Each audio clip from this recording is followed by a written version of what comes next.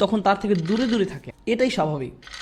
এই ক্ষেত্রে যখন আমরা অশ্লীল কাজ করি, নিজেদের উপর জুলুম করি, তখন আমরা কাকে হতাশ করি? আল্লাহ আজ্জা ওয়া জাল্লাকে। আপনি আল্লাহকে অসন্তুষ্ট করেন, শয়তান তখন এর সুযোগ নেয়। আপনার কাছে এসে সে বলে, তুমি এখন আবার সালাহ পড়তে যাবে? ভণ্ড, তুমি এসব অশ্লীল কাজ করে এসেছো, এখন আবার একটা ক্লাস করতে যাবে? এখন তুমি ইবাদত করতে যাবে? তুমি তো দুমুখ মানুষ। তখন সে বলে, হ্যাঁ আমি তো দুমুখ মানুষ, আমার সালাহ পড়া উচিত হবে না। শয়তান আপনার গুনাহের সুযোগ নিয়ে আল্লাহর কাছ থেকে আপনাকে আরও দূরে সরিয়ে রাখে।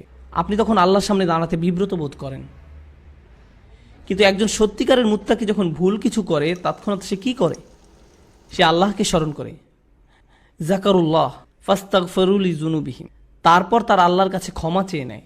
এখানে জুনুব শব্দটা দিয়ে পাপ বোঝানো হচ্ছে, যা এসেছে জানাব থেকে। জানাব দিয়ে মূলত বোঝানো হয় এমন একটা পাপ যার কারণে আপনি অসম্মানিত বোধ করেন, এমন কোনো কাজ যার কারণে আপনি লজ্জিত, বিব্রত। আর তারা আল্লাহর কাছে ক্ষমা প্রার্থনা করে তাদের কৃত লজ্জাজনক কাজ থেকে। ওয়া মান ইয়াগফিরুয যুনুবা ইল্লাল্লাহ, আল্লাহ ছাড়া আর কে গুনাহ ক্ষমা করতে পারেন? আপনি আর কার কাছে যাবেন? কোথায় যাবেন?